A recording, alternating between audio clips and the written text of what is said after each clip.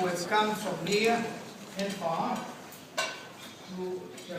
to celebrate Amir's Shabbat Hatan and his upcoming marriage to Miriam Gold.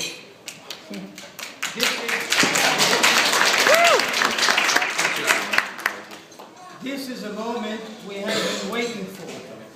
That's an understatement.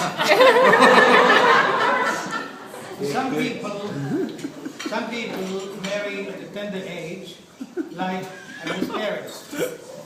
Others take their time, as Amir's uncle did. Amir is one of those who has taken his time. And look at the outcome. He has found a shidduch made in heaven. As we recite on Erev Shabbat from the book of Mishlei, Proverbs, Eshet Chai Nimtza, a woman of valor who will find, Amir, in Mary Miriam, has found a woman of true valor. I am certain that Saba Eliezer, Savta Chana, and Saba Yaakov, Zichronam Livracha, may their memories be for a blessing, are here with us in spirit.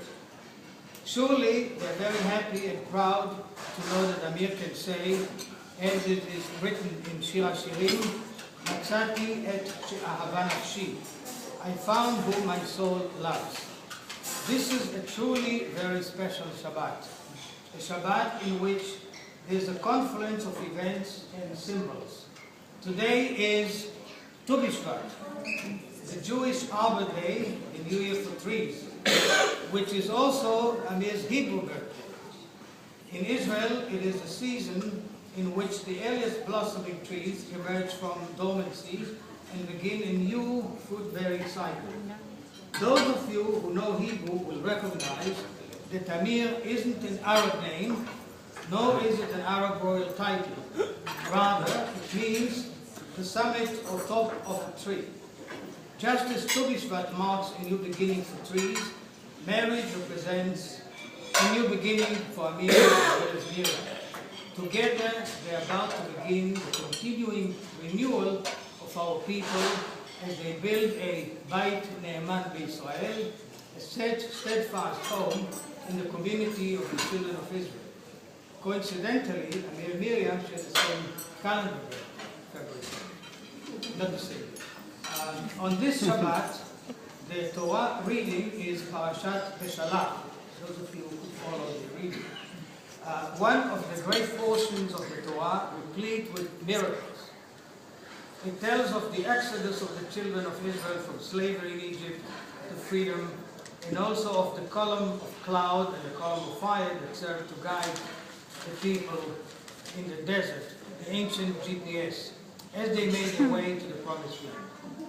And who can forget the image of Charlton Heston as he raised his staff and the Red Sea parted, allowing the children of Israel safe passage, while the mighty Egyptian army drowned when the waters came crashing down upon them. In addition, this parasha highlights the role of Miriam, the sister of Moshe and Aaron, and speaks of the manna from heaven and Israel's first battle with Amalek, destined to become Israel's eternal enemy. So let me briefly consider some of these occurrences and how they relate to Amir and Miriam. The first important point to note is that the children of Israel, as the children of Israel leave Egypt, Moshe fulfills the promise that was made to Yosef, that when the time came to leave Egypt, the children of Israel will take his remains along with them. This teaches us that for a nation to have a future, it must remember and honor those who came before it. I am confident that Amir and Miriam will always actively remember from where they come and will infuse their home with our Jewish heritage. Next, I'd like to highlight the important role played by Miriam in the Exodus narrative. After the parting of the Red Sea and the drowning of the Egyptian army, Miriam, whom the Torah calls a Neviah, a prophetess, takes up a drum and leads the other women in song and dance.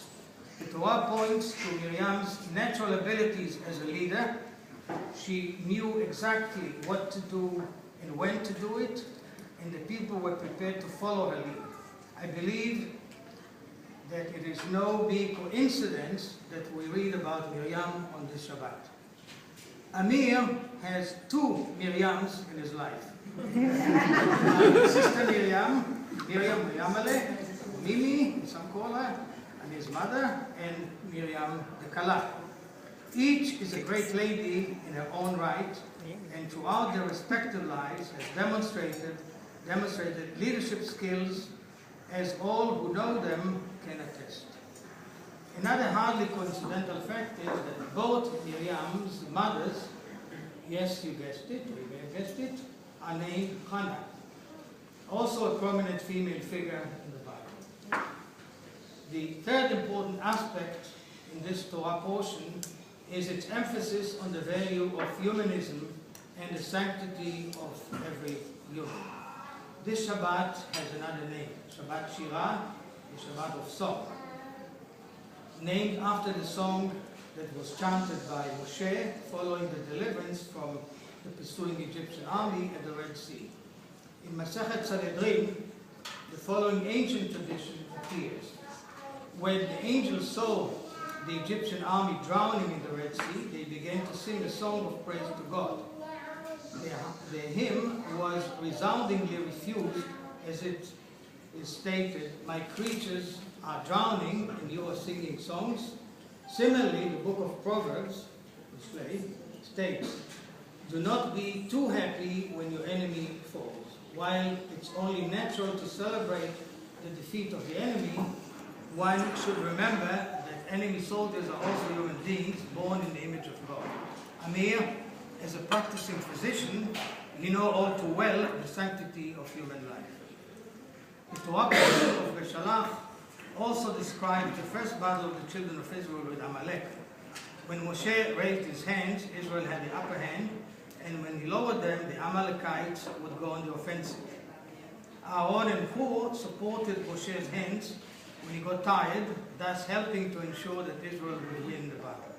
Once the battle was over, Moshe was told that there would come a time when the memory of Amalek would be erased from under the heavens. We have been commanded to remember for all time what Amalek did to the children of Israel immediately after they left Egypt. In our lifetime, there has been no greater Amalek than the Nazis. We have here with us today the one remaining Holocaust survivor of our family, Aunt Faye Chachafagale.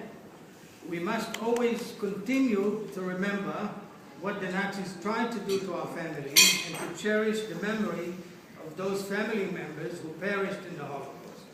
The best commemoration is for you, Amir and Miriam, to have a family of your own, children, who are the link between those who perished and our future.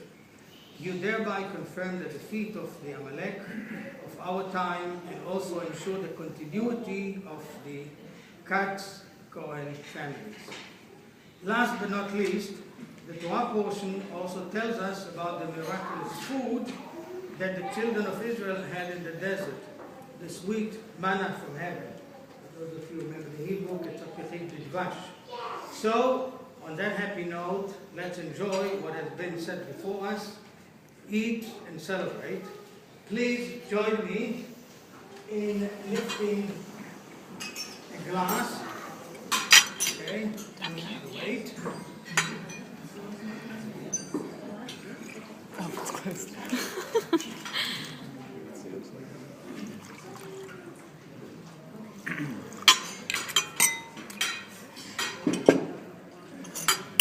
Glass to Amir and Miriam.